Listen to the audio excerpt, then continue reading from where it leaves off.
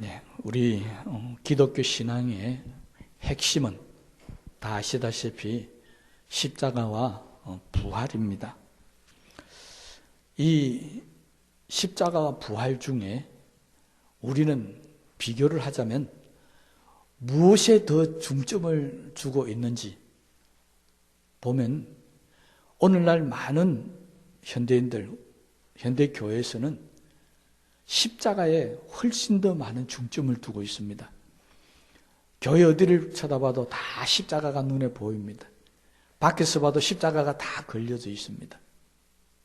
그런데 초대교회 당시에 돌아가 보면은 초대교회에서 전했던 사도들의 복음 말씀들을 보면 사도행전 같은 데 다 나오고 바울의 복음서들 보면요,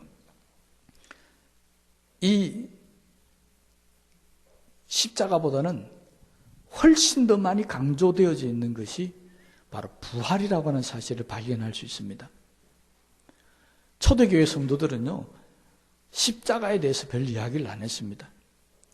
그들은 누구를 만나든지 간에 예수님이 다시 살아나셨다. 그들의 메시지는 바로 부활의 중점이 있었습니다. 이것이 시대가 흘러오면서 부활보다는 십자가에 훨씬 더 중점이 많이 적히고, 오늘날 우리들은 부활하면은 부활주간이나 되어야, 부활주일이나 돼야 부활에 대한 설교도 하고 부활에 대한 이야기도 하지. 기껏 하면 좀 더 이야기하자면 장례식 같은데 그럴 때서야 부활에 대한 설교를 하지. 일반적일 때는 부활보다는 십자가를 훨씬 더 많이 말하고 있습니다.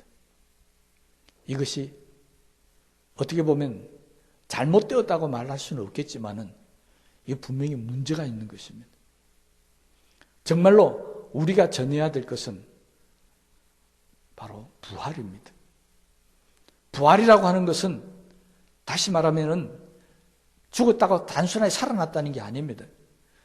우리에게는 하나님의 나라가 있다는 것이고요, 돌아갈 곳이 있다는 것이고, 그리고 거기서 영원히 산다는 것이고, 거기에서 바로 하나님과 함께 있다는 것입니다.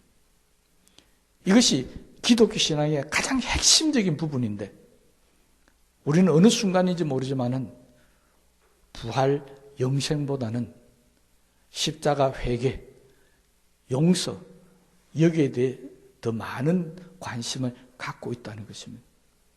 그러다 보니까 오늘날 성도들이 천국에 대한 소망을 잃어버리고 삽니다. 부활에 대한 확신을 잃어버리고 삽니다.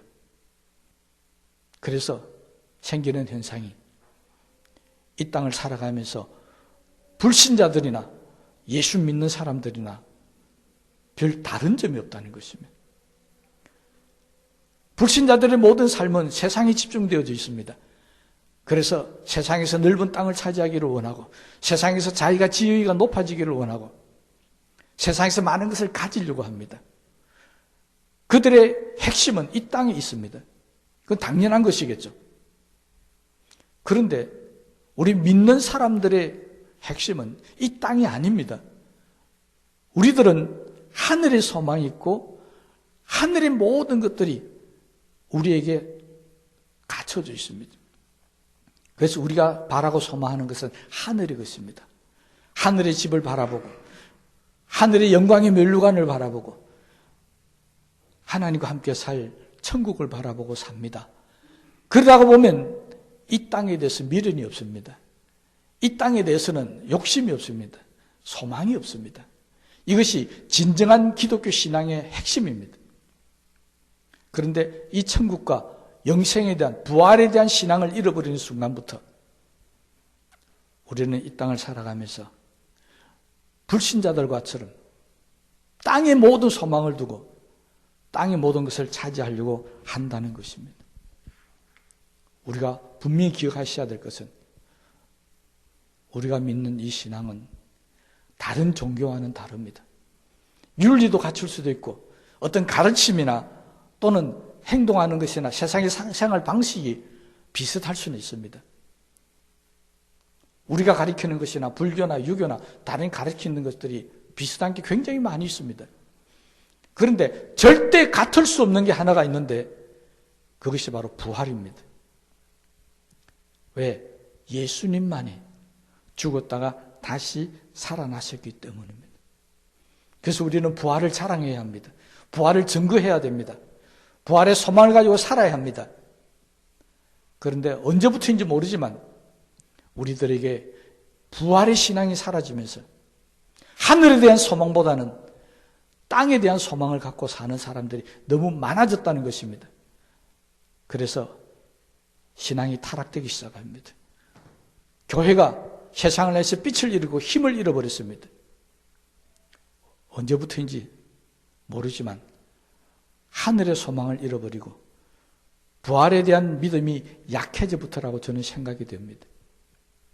그러므로 오늘 이 부활주일을 맞이했어요. 저와 여러분들이 나의 소망은 어디에 있는지 다시 한번 돌아보시면서 다시 한번 하늘에 대한 소망을 가지고 살게 되시기를 주님의 이름으로 부탁을 드립니다.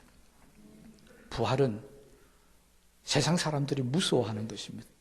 특히 마귀가 무서워하는 것입니다. 그래서 온갖 수단을 다해서 천국이 없다라고 주장합니다.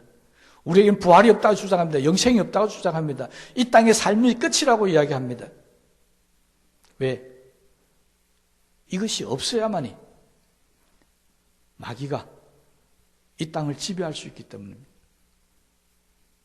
그래서 예수님 당시에 부활 당시부터 마귀는 가진 수단을 다해서 우리에게서 부활의 신앙을 빼앗아가려고 했습니다. 오늘 읽었던 마태복음 28장 본문에도 이 예수님의 부활을 은폐하려고 하는 음모가 기록이 되어져 있습니다. 대제사장이 당시 무덤을 지켰던 로마 군병들을 불러다가 많은 돈을 주면서 이렇게 이야기를 합니다. 밤중에 내가 졸았는데 제자들이 와서 예수님 시신을 훔쳐갔다. 그렇게 말하라는 것입니다. 여기에 문제가 하나 있죠. 군인들이 경비를 쓰다가 졸았다면 큰일 나잖아요. 그러니까 대제사장이 하나 더 회유를 합니다. 너희들이 졸고 시신을 도둑맞았다고만 이야기해주면 가서 백부장이나 천부장이나 책임자들에게 잘 이야기해서 절대로 피해가 가지 않도록 해주겠다. 입막음을 딱 시켜버렸습니다. 그래서 이 군병들이 나와서 예수님의 시신을 제자들이 훔쳐갔다. 그렇게 이야기합니다. 이게 당시 이야기입니다. 이게 그 유명한 도난설입니다. 왜 이 도난설이 펴졌을까요? 그것은 예수님의 무덤 안에 예수님의 시신이 없었다는 것입니다. 만약 예수님이 부활하지 않고 계셨다면 그 무덤 안에는 예수님의 시신이 계셔야 됩니다. 그런데 무덤 안에 시신이 없다라고 예수님 당시에 동네방네 소문이 다 났다는 것입니다. 물론 제자들이 훔쳐갔다라고 하는 업무가 있었지만요. 바로 그것이 예수님이 부활하셨다는 첫 번째 증거입니다. 부활하시지 않았다면 그 무덤은 빈 무덤이 되면 안 됩니다. 예수님 시신이 있어야 합니다. 지켰잖아요. 예수님 시신을 거기 묻었잖아요. 그런데 없다는 것입니다. 그래서 많은 신학자들은 예수님의 빈 무덤이야말로 예수님의 부활한 첫 번째 증거라고 합니다. 두 번째 증거는 더 놀라운 것입니다. 예수님 당시에 예수님 부활했다는 것을 베드로가 나가서 설교를 합니다. 어디서 한 줄 아십니까? 예루살렘에서요. 예루살렘은 예수님이 십자가에서 못 박아 죽은 장소입니다. 수많은 사람들이 예수님이 십자가에서 돌아가시는 것을 구경했습니다. 직접 눈으로 봤습니다. 그 장소에서 베드로가 설교합니다. 너희들이 십자가에 못 박아 죽인 예수를 하나님이 살리셨다. 그가 우리 주와 그리스도가 되셨다. 우리는 이것을 너희들에게 증거하지 않을 수가 없다. 예루살렘에서 예수님이 죽은 그 장소에서 예수님이 다시 살아났다고 말하는 이 제자들의 말을 그 당시에 있던 예루살렘에 있는 모든 사람들이 듣고 몇 명이 회개하고 돌아왔다고요? 3,000명이나 회개하고 예수를 믿었다고 성경에 기록하고 있습니다. 그 3,000명이 예수님이 다시 살아났다는 베드로의 설교를 믿었다는 것입니다. 여러분, 그 3,000명이 바보입니까? 자기 눈으로 십자가에 매달려 돌아가시는 것을 보았던 사람들입니다. 그 사람들이 예수님이 다시 살아났다 말하자 30명도 아니고 3,000명이나 그걸 인정하고 예수를 믿고 주님을 영접했다는 것은 예수님의 부활이 당시의 사람들은 사실이었다고 확신했기 때문입니다. 만약 이 말이 거짓이었다면 이 말을 전했던 베드로, 12 제자들 다 어떤 사람들입니까? 권세 있는 사람들이 아니었습니다. 그들은 갈릴리 바다의 서민들, 가난한 어부들이었습니다. 어부들이 무슨 힘이 있습니까? 그들이 무슨 힘이 있어서 대제사장이나 바리새인들과 당시에 최고위층에 있는 권력을 잡은 사람들과 싸워서 이길 수가 있겠습니까? 이들의 말이 거짓말이었더라면 이 어부 출신 사도들은요, 며칠도 못 가서 사람들로부터 배척당하고 다 쫓겨났을 겁니다. 왜요? 세상은 대부분이 권력자의 편에 서기 때문에 그렇습니다. 이전이나 지금이나 마찬가지입니다. 힘을 가진 사람들의 말을 듣지 힘이 없는 가난한 어부의 말을 안 듣습니다. 그럼에도 불구하고 3,000명이라는 사람들이 믿고 그 후에도 수많은 사람들이 제자들이 부활에 대해서 증거를 할 때마다 그들은 회개하고 돌아왔다고 성경에 기록하고 있습니다. 그것이 두 번째 증거입니다. 세 번째는요, 그 부활을 말하는 제자들의 태도였습니다. 그전에는 십자가가 무서워 다 도망갔던 이 제자들이 이제는 부활을 증거하면서 죽음도 두려워하지 않습니다. 어떤 고난과 환난이 와도 목숨을 내어놓고 순교하면서까지도 예수님은 부활하셨다는 소식을 증거하기 시작했습니다. 확 바뀌어버렸잖아요. 이 사람들이 도대체 어떻게 되었기에 하루아침에 자신의 목숨도 내어놓을 수 있는 사람으로 바뀌어졌느냐는 것입니다. 불과 얼마 전만 하더라도 목숨이 두려워서 도망갔던 사람들이에요. 이유는 한 가지였습니다. 그들은 자기들의 눈으로 부활하신 예수님을 보았기 때문에 그렇습니다. 죽었다가 다시 살아난 예수님을 그들이 직접 만났기 때문에 그들은 이 신앙을 위해서 자기 목숨도 버릴 수 있는 겁니다. 내가 죽어도 예수님 다시 살려주실 것이다. 우리는 다시 부활한다. 그렇게 죽는 게 겁이 안 났습니다. 전에도 설교할 때 말씀드렸지만 우리가 가장 두려운 말이 뭡니까? 네 죽을래. 이게 우리에게 가장 중요한 말입니다. 살고 싶으면 뭐 해라. 이게 우리에게 가장 중요한 말이죠. 두려운 말입니다. 그런데 내가 죽었다 다시 살아나는데 뭐 이 신앙을 가지면 죽을래 하면 어떻게 하겠습니까? 그래 죽여라. 이런 신앙으로 사도들은 살았기 때문에 그들은 죽음을 두려워하지 않았습니다. 그러나 자세히 보면 성경에 보면 처음부터 제자들이 그랬던 것은 아니었습니다. 처음에 제자들도 예수님 다시 살아났다니까 어리둥절했습니다. 이게 무슨 말인가? 진짠가? 분명히 우리 손으로 묻었는데 어떻게 죽은 사람이 다시 살아날 수 있을까? 처음에는 의심이 생겼습니다. 그래서 쫓아가서 빈 무덤을 확인했습니다. 그런데 그들이 그 빈 무덤을 보고 예수님 살아나셨구나. 그렇게 확신 못 가졌습니다. 다 수근수근거렸습니다. 그런데 부활하신 예수님을 만나고 났어야 아, 진짜 예수님이 다시 살아나셨구나. 그들이 인정했다는 것입니다. 여러분, 빈 무덤을 보고 부활을 확신한 게 아닙니다. 다시 살아나신 예수님을 만나고 확신한 겁니다. 이게 뭘 말한 줄 아십니까?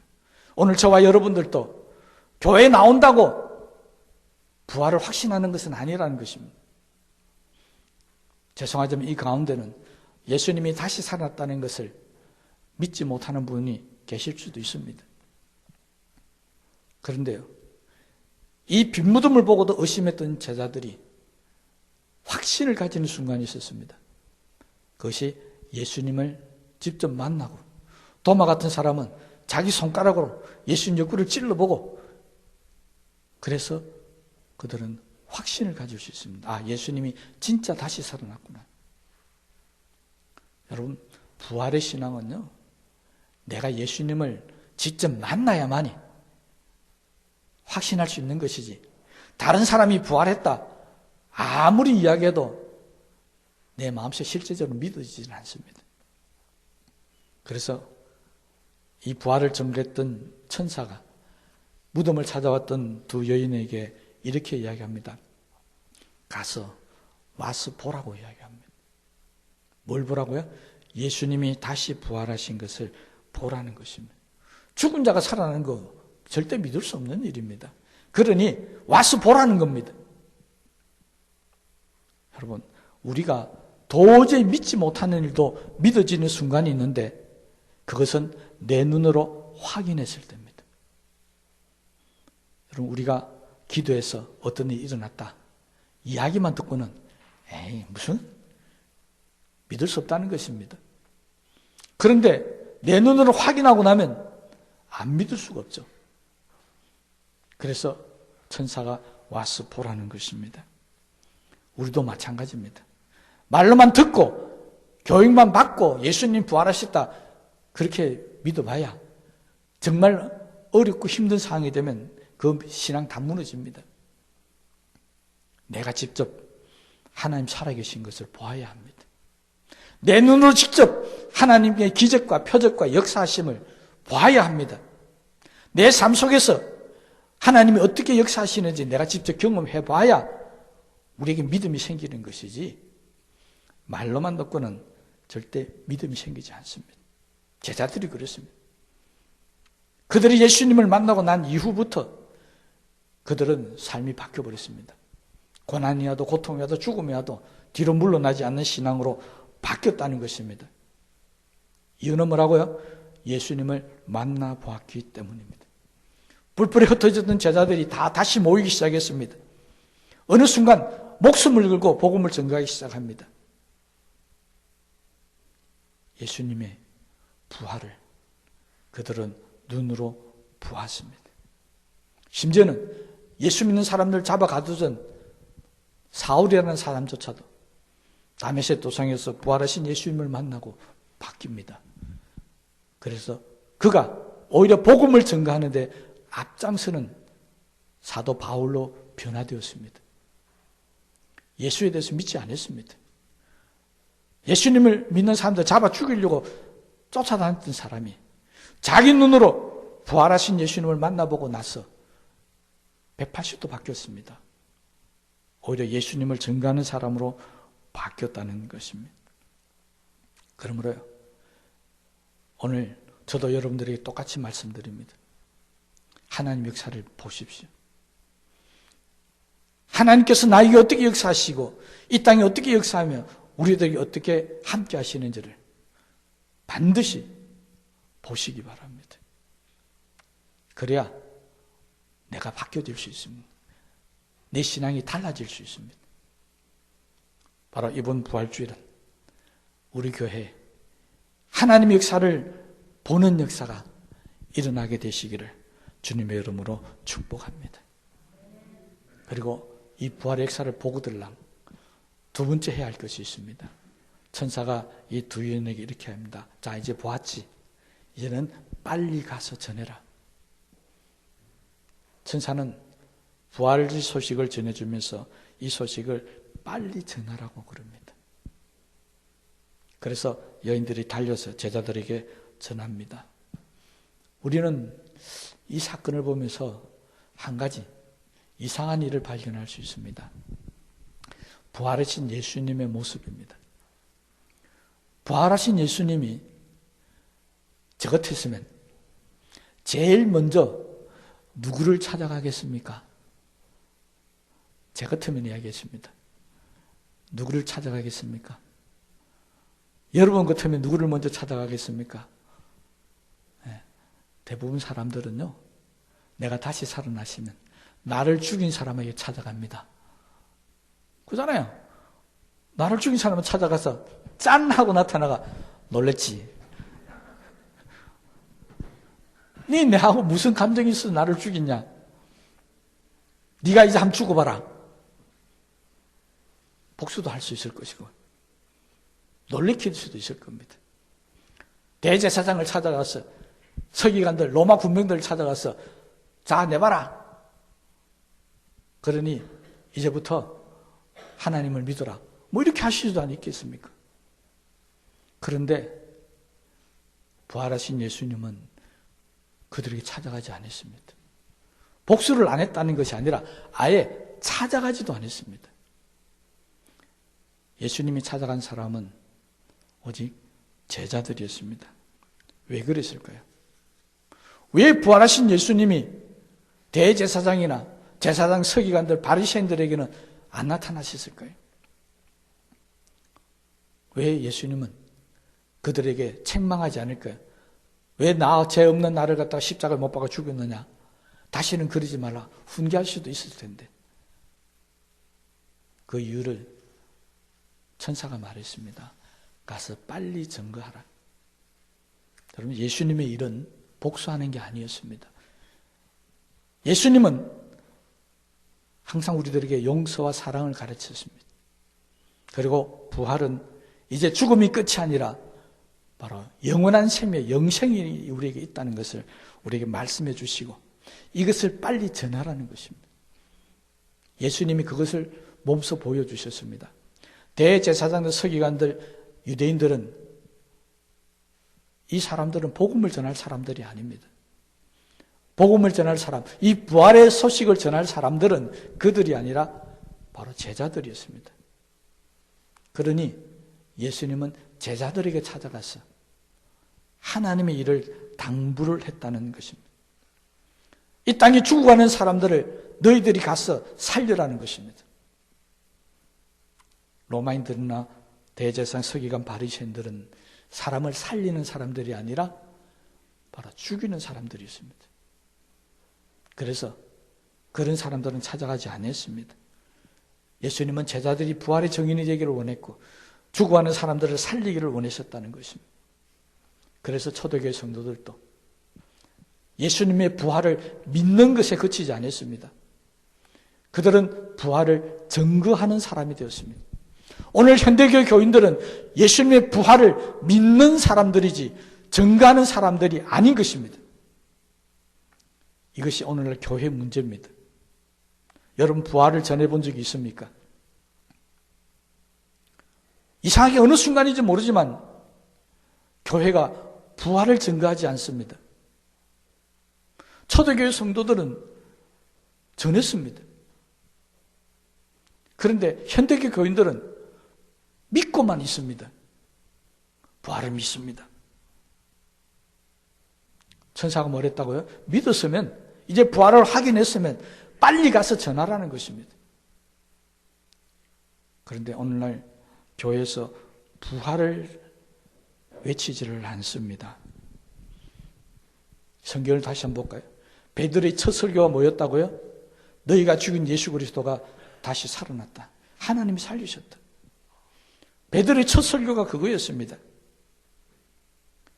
여러분, 사도들은요, 감옥에 갇히고 채찍을 맞으면서 사도행전 4장 20절에 이렇게 이야기합니다. 너희들은 다시는 예수 그리스도를 증거하지 마라. 예수의 부활을 증거하지 마라. 그리고 내보내려고 합니다. 그때 이렇게 이야기합니다. 우리는 보고 들은 것을 말하지 아니할 수 없다. 너희들이 이거 전하면 이번에는 그냥 놓아주지만 다음에 너희들 죽는다. 공갈 협박을 받으면서도 그들은 그들 앞에 이렇게 얘기합니다. 우리는 보고 들은 것을 말하지 않을 수 없다. 죽이면 죽여라는 것입니다. 강력하게, 단호하게 그들은 선포해버립니다. 그리고 실제적으로 그때부터 그들은 죽어가면서 부활을 증거하기 시작했습니다. 사도행전 7장에 보면 스데반 집사가 첫 순서였습니다. 그가 예수 그리스도의 부활을 증거하자 모든 유대인들이 거부하면서 돌로 쳐 죽였습니다. 그리고 바울도 마찬가지입니다. 그가 회심하고 난 후에 로마 백부장들이나 천부장, 아그립 왕, 로마 황제 이르기까지 그는 누구를 만나든지 간에 예수 그리스도의 부활을 증거했습니다. 그리고 그도 역시 순교를 당했습니다. 여러분, 세상은 십자가를 전해도 가만히 내버려 둡니다. 건드리지를 않습니다. 그런데 부활을 증거하는 순간부터 세상은 우리를 죽이려고 합니다. 그래서 부활을 증거했던 사람들은 다 죽어갔습니다. 왜 그렇습니까? 여기에는 영적인 문제가 있습니다. 부활은 사망의 권세를 깨트린 것입니다. 그 사망의 권세는 누가 가지고 있습니까? 마귀가 가지고 있습니다. 마귀는 자기가 가지고 있는 사망의 권세를 깨트리는 이 부활의 신앙을 내버려 둘 수가 없는 겁니다. 그러니 다른 모든 것은 다 허용해도 부활을 증거하는 것만큼은 마귀는 막아야 합니다. 부활이 증거되는 순간부터 마귀의 권력은 사라지는 겁니다. 그래서 마귀는 무슨 수를 쓰더라도 부활이 증거되지 못하도록 막고 있습니다. 그래서 초대교회 부활을 증거했던 모든 사람들은 다 죽어갔습니다. 어느 순간인지 모르지만 교회는 부활이 사라졌다고 말씀드렸습니다. 이 말은 다시 돌이켜보면 교회가 마귀가 방해하는 이 부활의 복음을 제대로 못 전하고 있다는 것입니다. 그 말은 교회가 마귀의 방해를 심하게 받고 있다는 것입니다. 부활주일은 이것을 깨트려야 합니다. 교회를 누르고 있는, 부활의 복음을 누르고 있는 이 마귀의 권세를 깨트려 버려야만이 우리는 이 땅에 다시 부활을 전할 수 있으며, 우리는 이 땅의 소망이 아니라 하늘의 소망을 가져야 된다는 것을 말할 수 있으며, 우리는 이 땅을 위해서 살아가는 것이 아니라 하늘의 영광을 위해서 살아가는 사람으로 바뀌게 될 줄로 믿습니다. 이번 부활주일은 꼭 주님을 만나시기 바랍니다. 그리고 이제부터는 부활을 증거하시기 바랍니다. 천국을 말하시기 바랍니다. 영생이 있다는 것을 말하시기 바랍니다. 그것이 저와 여러분이 해야 할 일입니다. 부활을 믿는 저와 여러분들이 빨리 가서 해야 할 일입니다. 빨리 가서 전해야 할 일입니다. 불행히도 이 일은 쉬운 일이 아닙니다. 죽음을 각오해야 할 일입니다. 그렇지만 주님은 그렇게 죽은 사도들을 영광스럽게 다시 살리신 줄로 믿으시기 바랍니다. 성경은 증거를 우리에게 보여주고 있습니다. 스데반이 돌에 맞아 죽게 되면서 성경 거기서 끝나지 않고 하늘에서 예수님께서 보좌에서 일어나셔서 스데반을 영접하셨다고 기록하고 있습니다. 여러분, 부활의 신앙을 전하다가 죽는 거 두려워하지 마십시오. 하늘에서 주님이 우리를 영접하여 주실 것입니다. 이제부터 우리 교회는 이 사망의 권세를 깨뜨려버리고 부활의 복음을 전하는데 앞장서셨어요. 정말 이 땅에 다시 한번 생명의 역사를 일으킨 그런 부활의 씨앗이 되기를 간절히 소망합니다. 우리 이 시간 말씀을 생각하시면서 기도하십시다.